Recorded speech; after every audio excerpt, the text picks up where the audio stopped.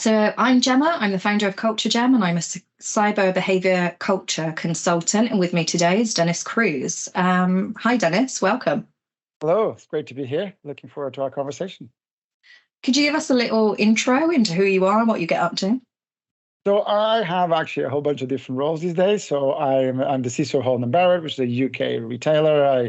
The chief scientist of Glasswall, a UK startup. I actually also help to run the Open Security Summit, which is a great community, and I'm quite involved these days with GenAI and doing a lot of cool things. Right, I would say I'm from the Spectrum and the Amiga generation. I started coding when I was young, and I got into security, and now even as I go into management, I still get my hands dirty, and I like to really keep building things and to help take things to the next level. Cool.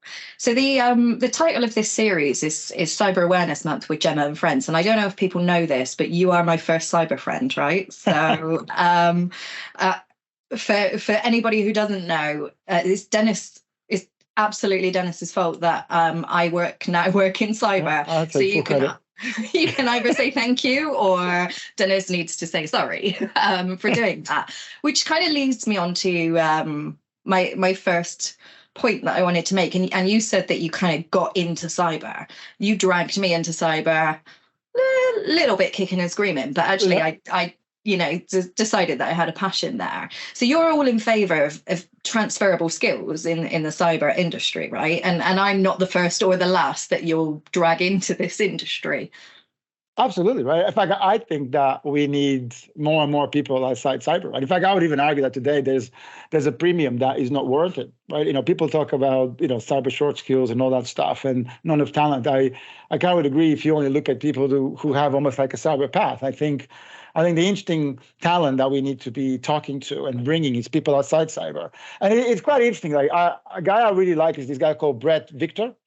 And he has some insane presentations, like some of the best I've seen. And he did this presentation where he kind of, this is like 2000 and something, and he kind of simulates it like a brief of 1980 something as an IBM executive, like with the pen and like this, and he almost shames us to show how sometimes little we have evolved in technology. And it's really cool, right? Because he talks about what technology looked like in 1980s and saying things, there's this thing, computers might be quite thin. We think there's a big market for this, right?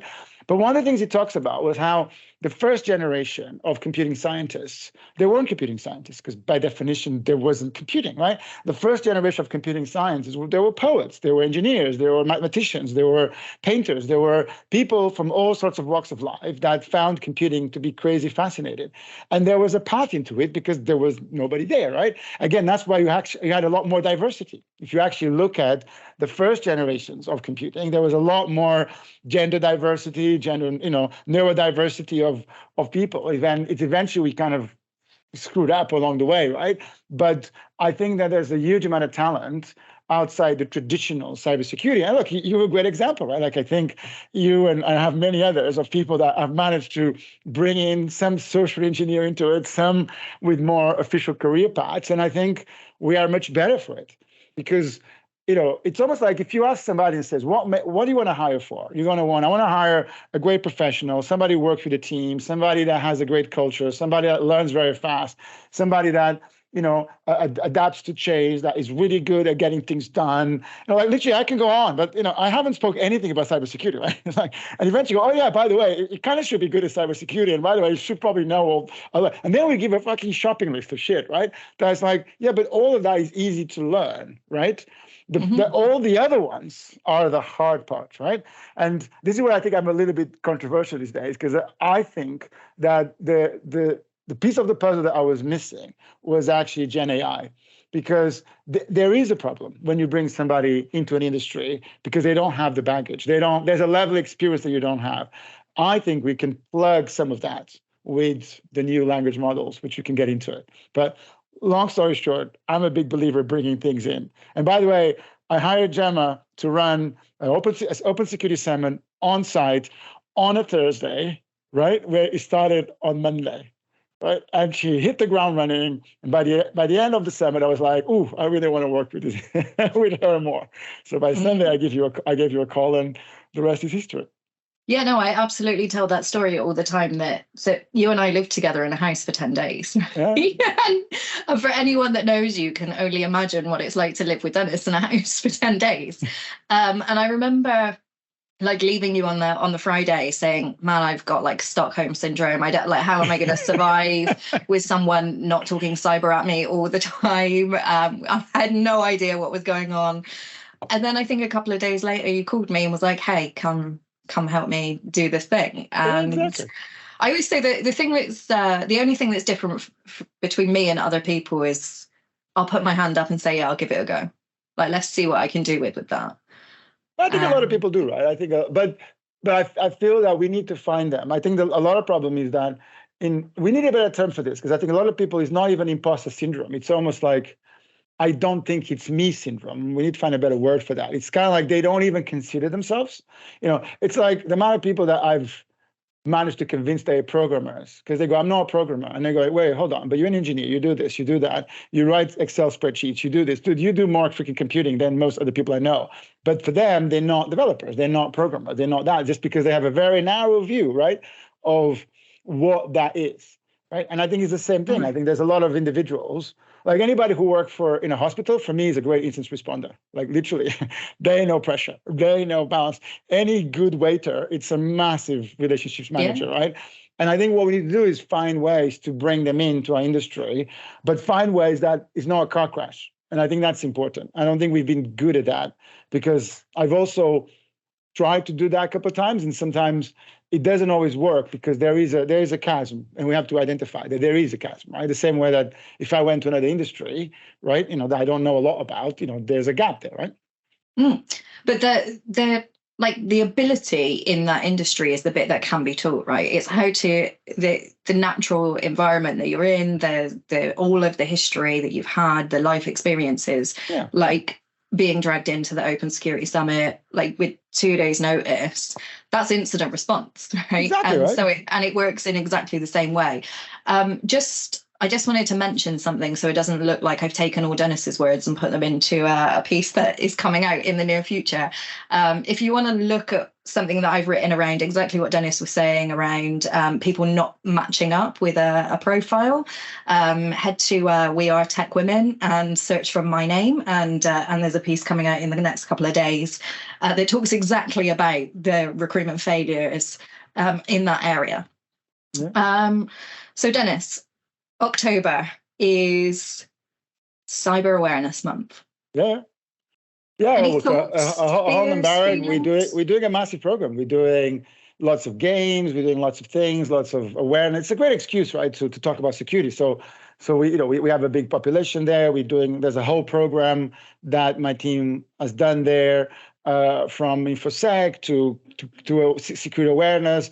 There's a really great sort of, I would say, model, which is the more you explain individuals how cyber affects them personally, the more they bring that to the business, right? So we're kind of trying to do that, help them, explaining like, why is MFA important, right? It's not just MFA is important in our corporate environment, it's important in your personal environment. So, but we have cool stuff. We have some games, have some Lego assemblies. We have all sorts of really fun things to do. And it's also, I think it's about humanizing cybersecurity. I think we sometimes have a bit of a, it's very mechanical, it's very sort of serious. And I think it's important that we let everybody know that, look, we want to hear from you. We know people make mistakes or click the wrong thing, and that's okay, right? Because the internet was made to click on things, right? So it's like, it's not about, doing, blaming the user, right? I'm quite big on that. So for us, it's just a great opportunity to reach out to a lot of our different communities.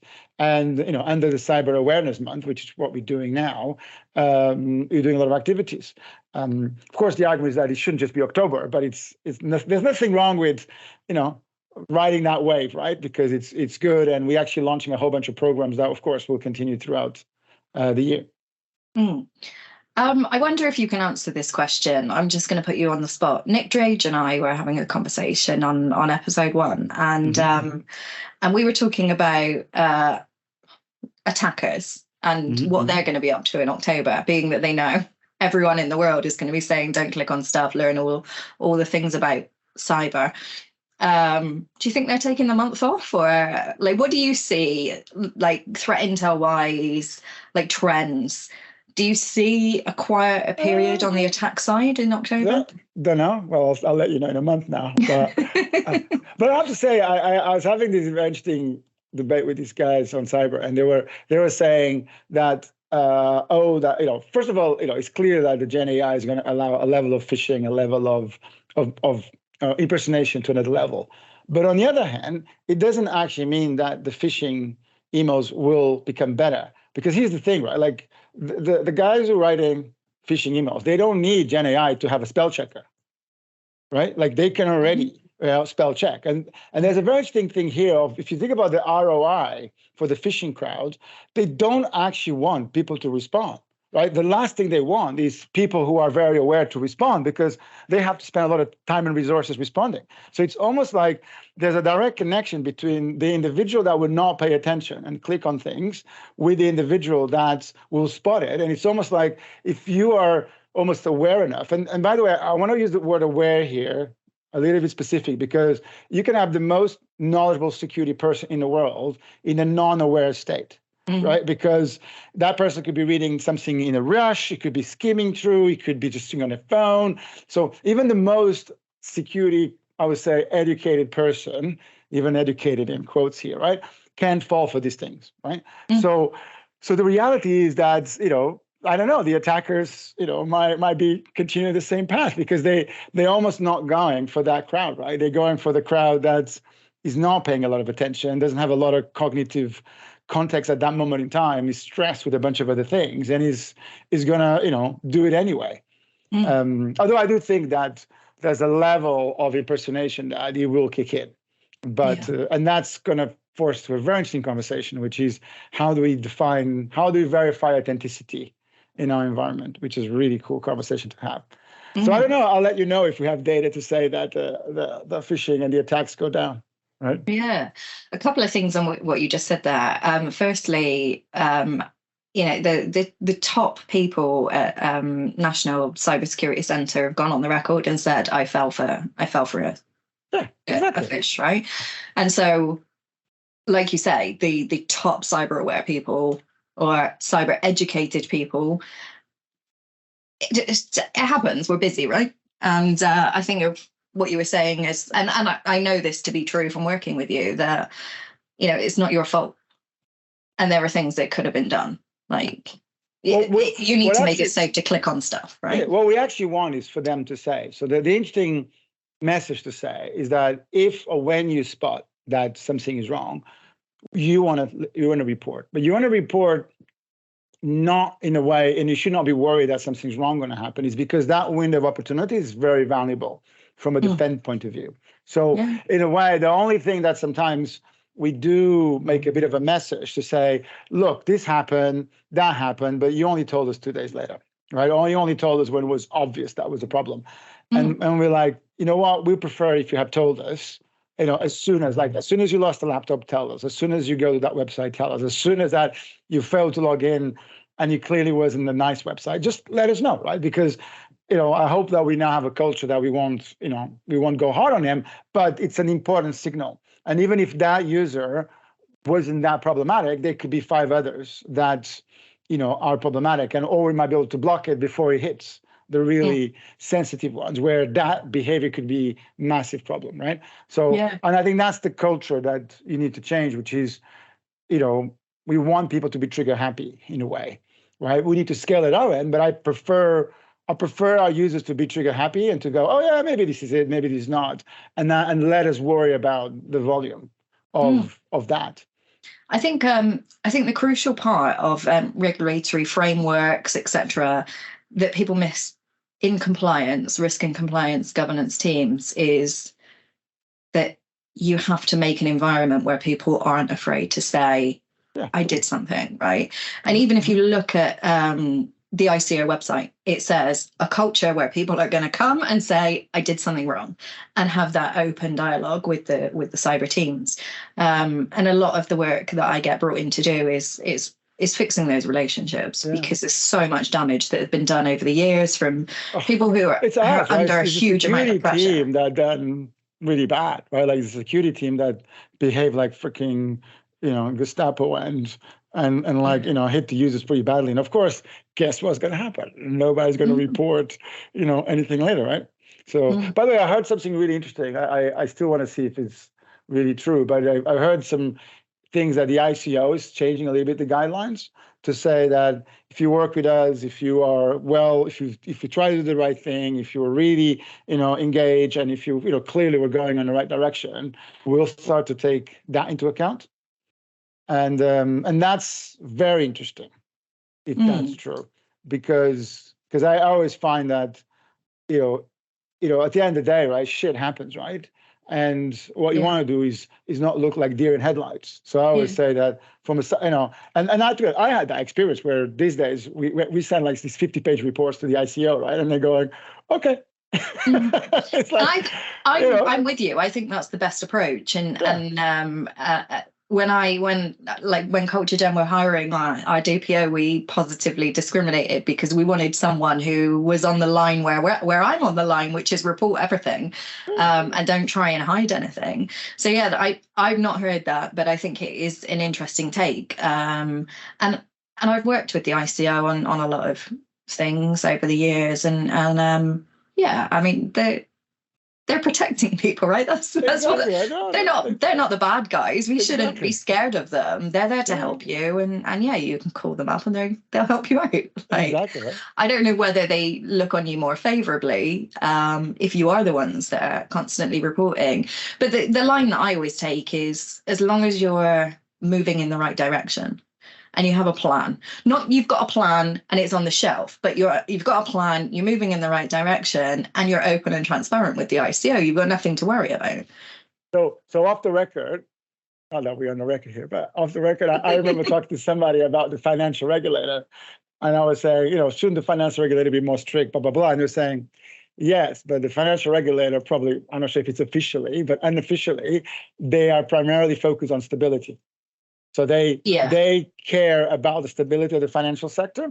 And there's times where it's a conflict of interest. And then they'll go for stability, right? Because it makes sense, right? You probably could go there, but if you do there, you blow up a whole kind of worm. So, slap on the wrist, get your act a bit better together, because they care. But to be honest, it's interesting, right? Because they understand the impact and the chaos that they can do. So they view that the stability of the financial system, which I guess the ISO should be raising the bar across the country, should be more of a priority than finding individual scapegoats that happen to be the wrong place at the wrong time and something happened, right? I'm gonna add to your off the record, on the record thing. I think a little while ago you sent me a message and said, is there any industries you don't want to work with? And I was like, financial services. And the reason is that conflict is I find it really challenging.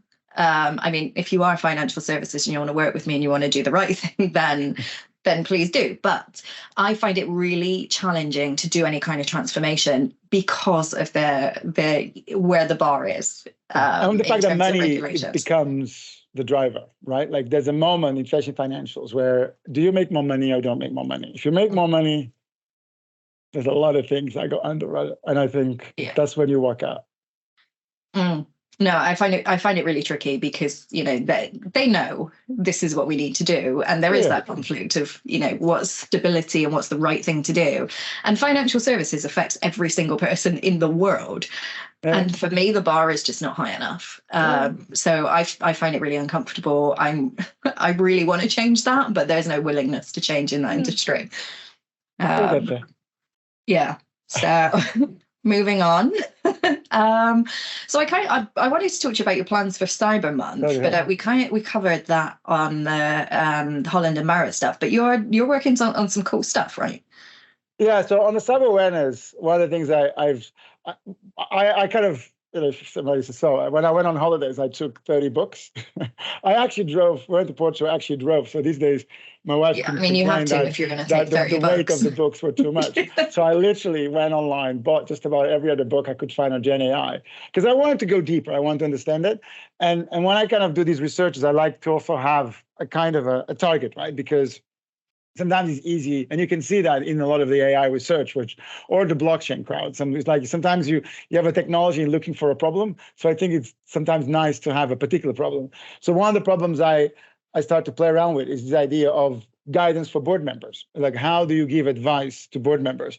So I was working with a couple of guys, and basically the idea is that what about creating a bot, so a GenAI bot, right? That has been primed, has been prompted for board members. So for board member wants cybersecurity advice, where they go today.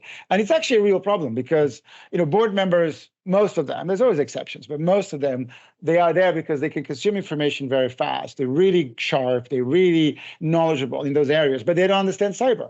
But the irony is now they start to be accountable. So they start to be in a really tricky situation because ultimately they're the ones accountable for the boards that they are under or they operate in, but they need good cyber knowledge. The problem is at CISO level, and a lot of security execs is like, how do you massage data that is ready for them? So what I like about this project, so we call it the Cyber Boardroom, and you can go do cyberboardroom.com, right? And the idea is to create a bot, and it's really cool. So we actually created 3 bots. So there's Athena, which is the cyber boardroom advisor. There's Odin, which is the tech, like me, right? The one behind the scenes. It's a bot that's running things, making sure the website's up, et cetera. And then we have Minerva, which is the business bot, and that provides executive reports. He does sales and all sorts of customer service, blah, blah, blah. So within the 3 bots, you almost have a fully functional serverless website, which is pretty cool, by the way. Runs off like £1 a week, right, on AWS. And it's a really cool environment where you start to interact with a bot saying, hey, I'm a board member. In fact, you don't even need to say I'm a board member because we already prompted the bot to say you are an advisor for board members. So you could say, like, what should I care about? What's NIST? Or this is my industry. What question should I ask my CISO? And then the idea is to then take those questions, go and ask the CISO, and then get the answer and say, hey, this is the stuff. Even to say, hey, it's okay because your CISO or your security team, did a good job. Or you go, fuck, you should be really worried because the answers that we got, right? These guys are not, they're not even at the good level. So I think that's, from awareness point of view, I feel that there's an education story here that we can now bring board members for, how to basically translate, which are quite complex and quite, I would say loaded issues from a board member point of view. How much, even the point of how much you get funded, what happens? So if I increase my funding 10%, 20%, what do I get? If I reduce 20%, what do I get? So I think those are questions that board members want to ask that today they really can't in an effective way. Because, and this goes back to something we were just talking before, but I think is important to cover, is that what I really like about the GenAI, the generative part of it, is the ability to customize a message. And in the past we talked, we've done a lot of graphs, we've done a lot of communication, a lot of stuff. The bit that I could never solve was how to customize that data. Because even when we got the graph or the structure in a nice way, that was almost one slice of it, right? And then we try to customize it a bit, but it almost felt like, yeah, we did it for one, but I actually need this to be customized to the individual, to the context, to the thing. So it became impossible. Now, with GenAI, you can, because you can have a prompt, I say Athena, to say, you are a board member. Then you say, here's the data. And I'll say, okay, write this for that executive. So let's say, Jemma, you're a board member. You say, okay, write this for Jemma. And here's her profile. And she has this experience. And she has this. And she has, these gaps. And she likes this. And she doesn't like this. And she lives here. And she has this Myers-Briggs XYZ, or she has this thing. So, and she speaks these languages and she likes this thing. So suddenly you can write a narrative. You can write a story that really makes sense to that individual. Or you can even say to that, you can even get the bots to say, hey, ask 5 questions to get a sense of where the person is here and then adjust. So again, so the guidance we provide, it's almost customized to that individual, but even better, that person can react to it. So that person can then say, oh, I don't get this concept. Can you explain it to me? Or, okay, I got that, but what about this? And then I think that interaction was impossible to do in the past, right? Absolutely. And I think it's insanely powerful that way. So yeah, so it's a pretty cool project, and it runs serverless. I've done a big blog post explaining all the technical stuff, but I think it's it's a good example of modern companies that it runs, automatically. It's there, you use ChatGPT, but actually I'm going to wire up probably over the weekend AWS Bedrock. So it now runs on private models, so solves a lot of other problems, but it's really cool research project. And it's all about awareness. Yeah.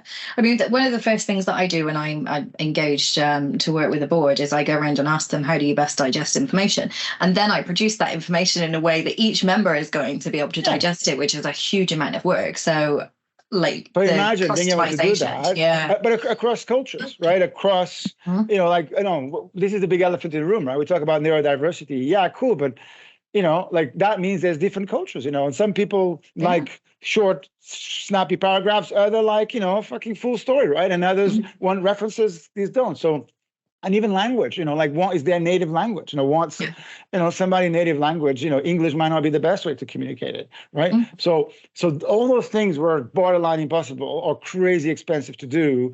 And even if you did it, it was just a small subset. Where now, in a way, that allows us to be a lot more effective in our communication. But it also means that we actually want our GenAI models to be more narrow. In a weird way, I actually feel that we might have hit a bit of a peak in terms of how wide they are. I think for some of these cases, I almost prefer to have a narrow knowledge model that actually doesn't go off piece, doesn't make up shit, right? Doesn't hallucinate, and is a lot more tight in the knowledge that it provides. Even taking into account, again, who's on the other side, then, a very generic one that, can tell you about Boardroom and then tell you a story about a pet and teach you how to cook, right? Okay. Yeah, I mean, you shared with me the tool a couple of weeks ago, and my mind went to like, this could be used for this. There were so many use cases, and I know, like, I spammed you a load of ideas, and then Minerva came back to me and was like, I'm not reading this. But going back to what you were saying about the board being able to ask questions. So you were saying, like, what happens if I increase by 10%, decrease by 10%?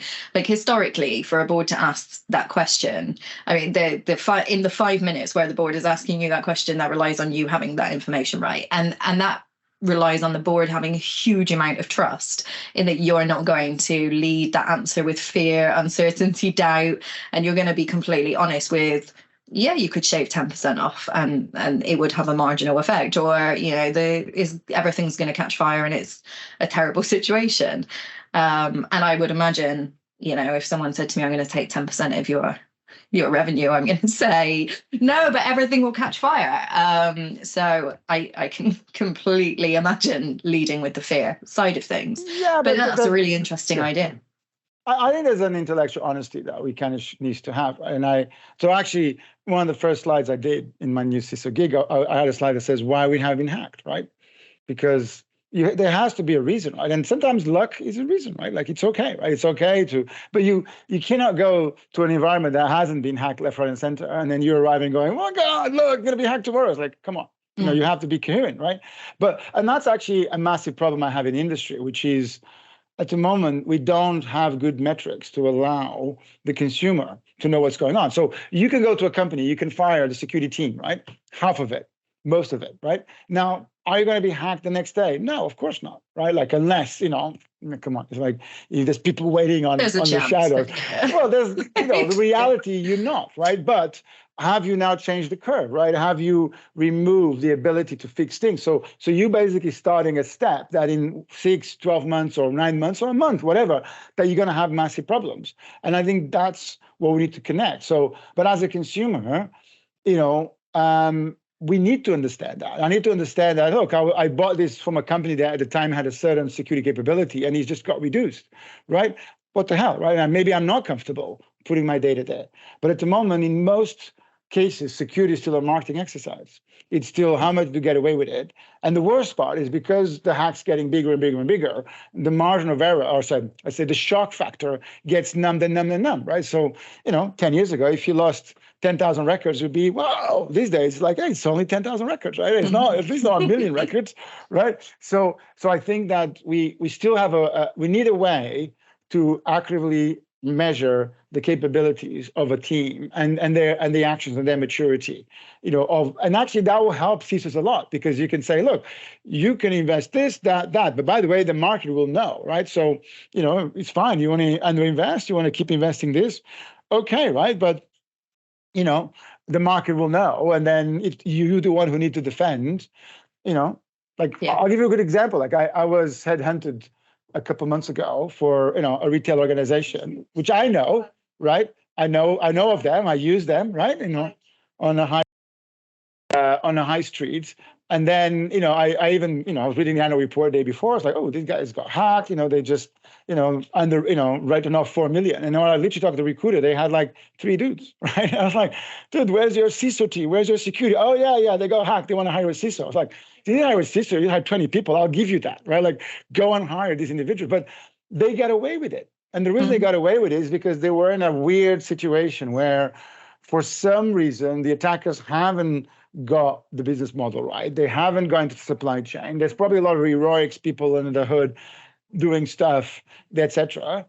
And they got away with it. But should they get away with it? They have some of my data. I'm a client of them, right? But at the moment, even today, companies cannot invest in security and get away with it. And I think that's the problem that I think we need to change. And I feel the insurance industry is going to help, because now that the insurance industry stopped giving insurers like confetti, right, and is actually asking good questions on the other side. And I also feel that the ability to, for example, process information in the sort of the GenAI mode, again, is a game changer, because you can now say, give me the data, or here's the questions, in a way that scales, and then you can have a rating at the end of it. So I think we're going to see a lot of interesting movement in there.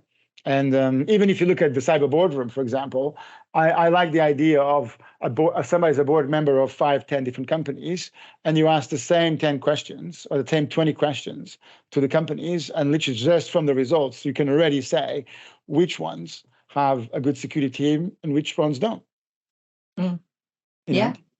I mean, I tried it out. It was pretty cool. And like I say, I think there's some interesting roads you can go down with I guess the back end info. Yeah. Like, I think the idea of training, right? Having training, finding gaps or creating. I really like the idea of customized content. Look, literally 3 days ago, right? I'm teaching one of my teams to ship, right? So we got a product. I'm like, just ship this thing, and they're like, they're now getting into it. So we ship the product. Of course, first question is, how do we install it? I'm like, great. Now you're asking the right questions. So then I literally go to ChatGPT and says, look, you need to do this, do this, do this, do this, do this. One of them was actually create a Jira token, right? I kid you not. We push the stuff, we get the team to install it. One of the devs comes along and going, yeah, I did everything, but I couldn't get the Jira token. So I couldn't do it. And I literally going, you mean this part of the documentation? Literally section 3. But the interesting part here is that his fault? Actually not, because the first 2 steps were completely not relevant. So his brain starts to switch off, right? So what was interesting is I went to ChatGPT and I said, and this is the bots I really want to create in the future, where I said, look, you're an assistant. Here's the documentation. Start by asking as many questions as you need. So then ChatGPT goes and asks 9 questions, right? Have you used Git? Have you done this? Have you installed this? Have you done? And you go, yes, no, yes, yes, no, no, no. And then it gives you customized instructions for that. Now think about what that means. It means that you went from a bit where it was like almost we couldn't scale, because if you went to more and more details, you either were way too complex for most people, or some people, if you want to make it simpler, then it wasn't specific enough, right? So you went a mode where we couldn't scale on documentation to a mode where, okay, so you're on a Windows with this installed and that thing, or you're in a Mac with this thing, you have this experience, you've done this. Okay, here are the instructions. So some people might go just 2 steps. Other might be, right, Git. This is how it works. But I think that's really cool, because it plays to that cognitive understanding of the individual. So you customize that environment so that is 100% relevant to the audience. And that's very democratizing, whatever. It's very empowering, at that level. Yeah, no, that's I'm all in favour of the seek to understand before you can be understood, right? And that's what you just said, but with all the steps stripped out of it, which is interesting. I remember you and I having a 45-minute argument about a timeline once, where I was trying to say draw a timeline, and you were drawing a circle, and I was like, that's not a line, and because there was a communication breakdown of what was I asking you to do, Exactly. and then we ended up shouting at each other, as we often have done over the years.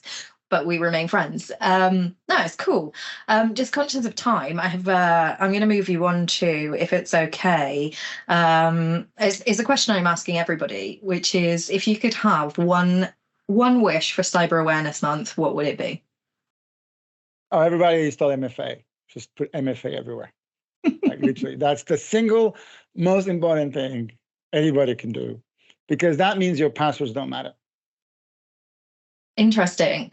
Well, the other one would be more strategic, right? I think would be for going to that topic we talked about, was to actually for security to stop being a marketing exercise in a lot of environments. But I think that's a bit harder to action just now, right? And I guess maybe I'll add a variation of it, which I think take GenAI seriously.